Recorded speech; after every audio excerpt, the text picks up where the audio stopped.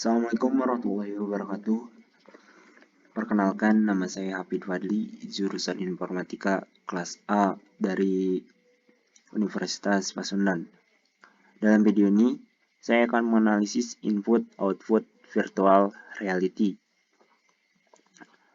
Oke, langsung saja ke materinya. Sebelum kita menganalisis, alangkah baiknya kita mengetahui apa itu virtual reality.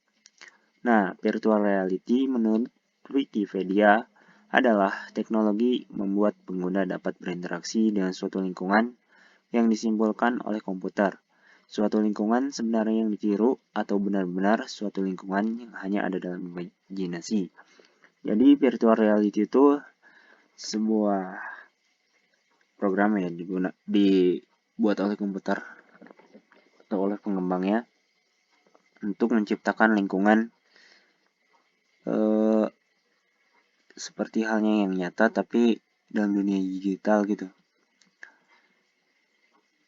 Oke, next. Nah, sini ada susunan komponen dari virtual reality. Susunan komponen pada perangkat VR secara kasat mata itu mirip seperti kacamata selam, namun dengan lensa tertutup seperti ini. Lihat, ada gambarnya di sini. Nah, bagian yang seperti kacamata selam ini dinamakan sebagai VR box, yang merupakan tempat untuk meletakkan smartphone yang berfungsi memproyeksikan gambar virtual. Ini nih. Sini itu kita meletakkan smartphone. VR yang menggunakan smartphone ini merupakan perangkat VR versi standar. Berbeda misalkan dengan VR headset yang sudah menggunakan teknologi canggih seperti Oculus Rift. Nah, VR itu sekarang ada yang lebih bagus ya. Itu Oculus Rift.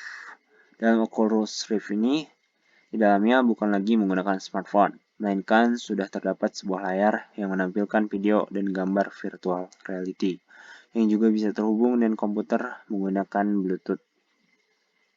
Jadi yang baru itu yang Oculus Rift lebih canggih ya. Selanjutnya, ada 4 elemen penting dalam virtual reality.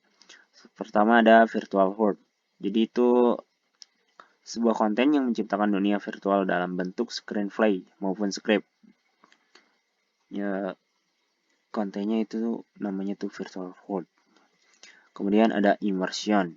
Yang kedua ada immersion, sebuah sensasi yang membuat pengguna teknologi virtual reality merasakan ada di sebelah lingkungan yang nyata, yang fiktif.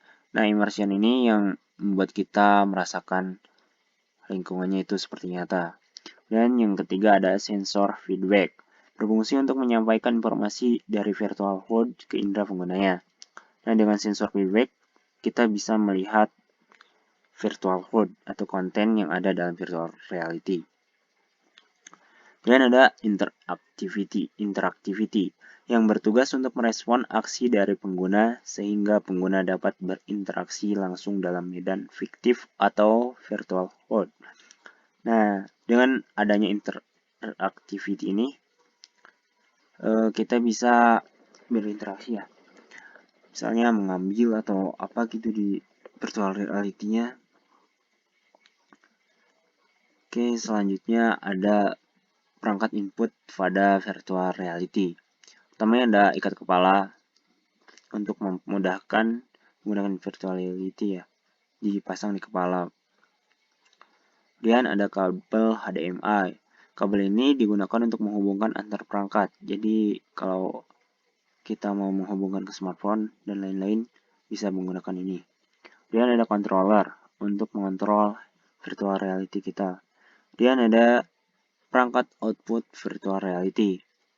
Sini ada perangkat outputnya itu screen display. Screen display dapat menghasilkan output yang ada dalam kacamata virtual reality. Nah, ini tuh bisa menghasilkan gambar virtualnya ya, secara jelas. Kemudian speaker. Speaker dapat menghasilkan output suara yang ada dalam virtual reality. Jadi suara-suara yang ada dalam virtual reality itu dihasilkannya di speaker. Untuk mendengarkannya kita harus menggunakan ini. Oke, itulah hasil analisa saya mengenai virtual reality. Terima kasih. Kurang lebihnya mohon maaf. Assalamualaikum warahmatullahi wabarakatuh.